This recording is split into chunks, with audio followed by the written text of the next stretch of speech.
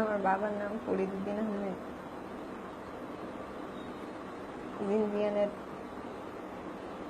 Director, Mirpur জিনজিয়ানের director, X গ্রুপের সাথে রিলেটেড। উনি আমাকে ছোটবেলা থেকে অনেক মারছে, উঠতে বসতে গালিগালাজ করছে, খানকি মাগি বেশ্যা সব বলে গালিগালাজ করছে। ইভেন এত বাজেভাবে মারছে, সে একবার আমার গলা তালা দিয়ে ধরছে, আমি মরে যাইতাম।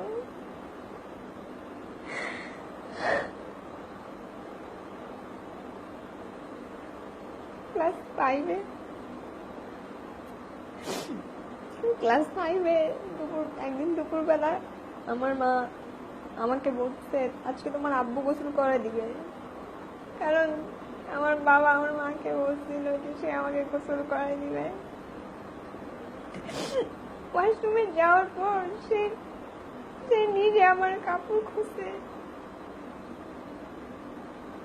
গোসল করার সময় আমার বডির ইচ এন্ড এভরি পার্ট সে টাচ করছে, একটা পার্টও বাদ দেয় নাই যে সে টাচ করে নাই।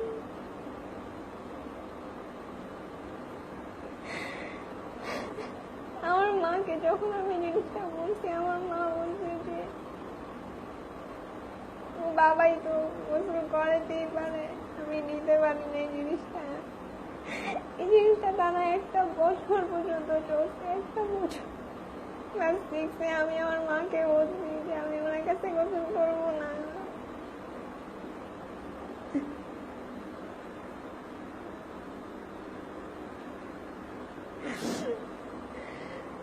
আমার বাবাকে আমি বাবার সাথে কখনোই কোনো কিছু শেয়ার করতে পারি না, কখনো কথা পর্যন্ত বলতে পারি না, আমার এতটা ঘৃণা লাগতো। 2012 থেকে তারা আমাকে বিয়ের জন্য প্রেশারাইজ করে।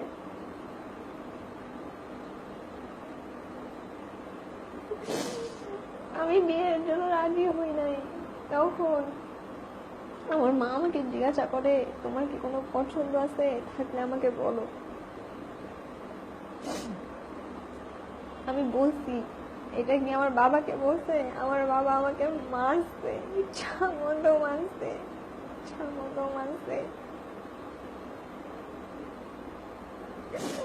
আমার মা এটা সবাইকে গিয়ে বলছে, আমার ফ্যামিলির প্রতিটা মানুষকে গিয়ে বলছে, প্রত্যেকটা।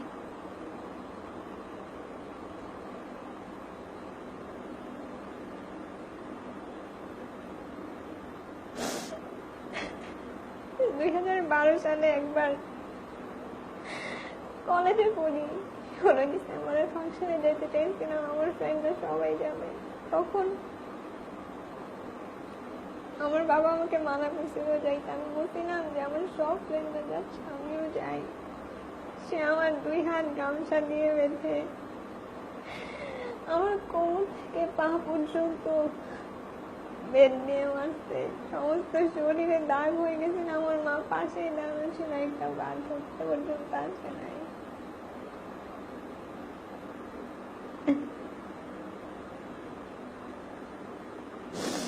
এরপর থেকে প্রত্যেকটা দিন আমাকে মারতো, মারতো, পাড়ায় মারতো, যেভাবে মারতো সেইভাবে মারতো, গালিগালাজ করতো আমাকে, খানকি বেশ্যা মাগি চরিত্রহীন নষ্ট বলে আমি ওগুলা দিন সহ্য করছি। আমার মা আমাকে বলে যে সব যত কিছু হোক, তোমার বাবা তো তোমার বাবা। 2016 দিকে আমাকে মানে বিয়ের জন্য এতটাই প্রেশারাইজ করতেছিল, সে আমাকে বলছিল যে বিয়ে করো, বিয়ে করে বের হয়ে যাও, তোমার জন্য আমরা শান্তি থাকতে পারছি না। 2016-তে আমাকে স্যান্ডেল দিয়ে মারছিল। হ্যান্ডেল দিয়ে মারছিল। আমি 2 ঘন্টা নর্মাল বিহেভ দিতে পারি নাই, 2 ঘন্টা পাগলের মতো করছি আমাকে মারছে বলে আমার এতটা কষ্ট হয়েছে। আমার মা বাবা দুইজনই আমাকে গালিগালাজ করতো। ইভেন এই বিয়ের জন্য আমি ভার্সিটিতে ভর্তি হওয়ার পরে আমার সেমিস্টার বন্ধ করে দিয়েছিল। আমি একদিন আমার মাকে বলছিলাম যে আম্মুকে আমার ভার্সিটির খরচ দিবে। সে আমাকে বলছে যে দিবে, তোমার একটা এগ্রিমেন্ট সই করতে হবে, আমরা যেভাবে বলবো সেইভাবে করতে, আমরা যেই ছেলেকে সাথে বিয়ে দিব সেই ছেলের সাথে তোমার বিয়ে করতে হবে। আমি কিচ্ছু বলি না। আমাকে খাওয়ার সময় পর্যন্ত গালি দিত, আমাকে খাওয়ার সময় পর্যন্ত বলতো তুই তো বেশ তুই তো খানকি। ইভেন সে আমাকে এটাও বলছে যে এখন তো শিয়াল কুকুরা তোর আশেপাশে ভেঙেছে, যে অবস্থা হয়ে যাবে তারা জীবনে চেহারা প্রস্রাবও করবে না। সে সবসময় আমার পা থেকে মাথা পর্যন্ত দেখতো। ইভেন এই রোজায় সে আমার পাশে এসে শুয়েছিল,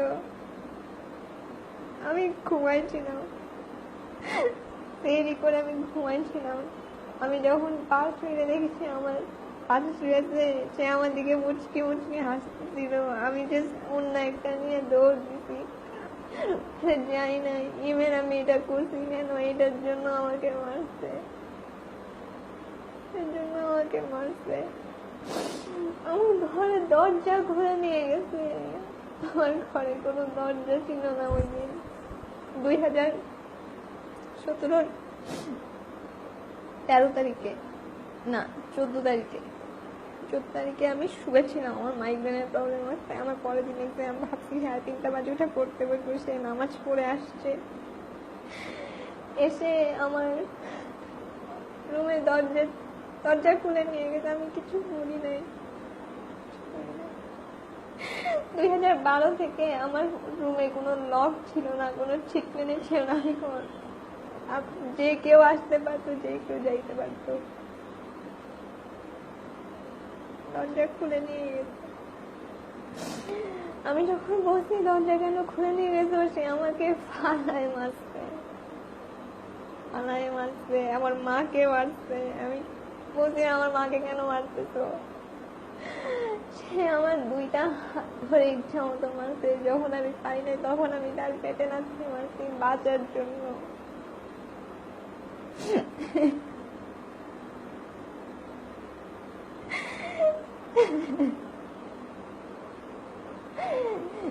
দেন রাতের বেলা আমি দরজাটা লাগাইছি।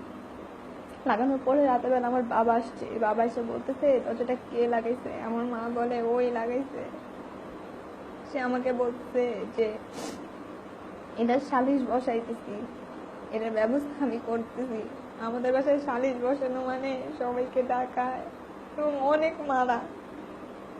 আমার ভাই একটা অন্যায় করছিল কিনে নিয়ে, ওকে অনেক মারছে, যার জন্য 1 সপ্তাহ সমস্ত শরীর না দিতে পারে নাই।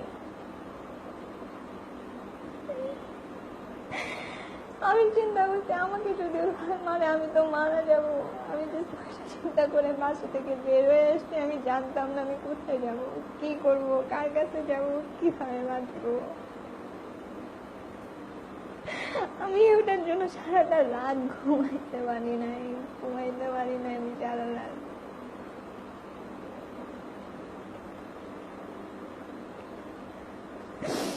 আমি তাদের কাছে শুধু এতটুকু আবদার করছিলাম যে আমাকে একটু পড়াও, আমি নিজের পায়ে নিজে দাঁড়াইতে চাই। ওরা আমাকে এটা পর্যন্ত করতে দেয় নাই।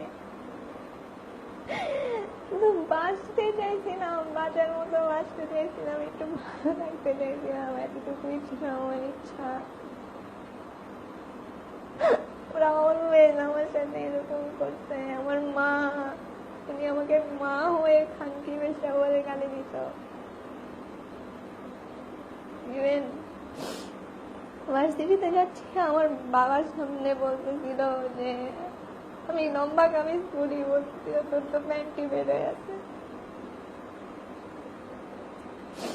আমার বাবা আমার আন্ডার গার্মেন্টস, কিন্তু ইভেন একদিন নিচে থেকে উপরে যাচ্ছি, আমার বাবা আমাকে বলছে যে তোর জন্য প্যান্টি কিনছি, দেখি। আমি তার চোখে চোখ মিলাইতে পারি নাই, আমি তার চোখে চোখ মিলাইতে পারি না। আমি জাস্ট বলছি আচ্ছা ঠিক আছে, আমি বলে চলে আসি।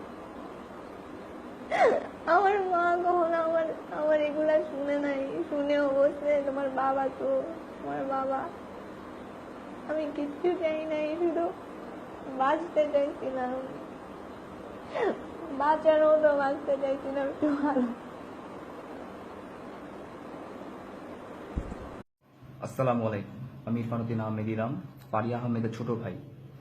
আমার বোন আমার থেকে 1 বছর 2 মাসের বড়। আজ 6 দিন হলো সে নিখোঁজ। আমরা আমাদের মতো যথেষ্ট চেষ্টা করেছি, আমরা থানায় ইভেন জিডিও করেছি, আমরা সব জায়গায় বিভিন্ন আত্মীয় স্বজন চেনা পরিচিত যত মানুষ আছে সবার সাথে আমরা খোঁজ নিয়েছি, বা তার কোনো খোঁজ পাওয়া যায়নি। সে যে ইউনিভার্সিটিতে পড়ে ইউআইইউ, সেখানে তার অত ভালো কোনো ফ্রেন্ড নাই।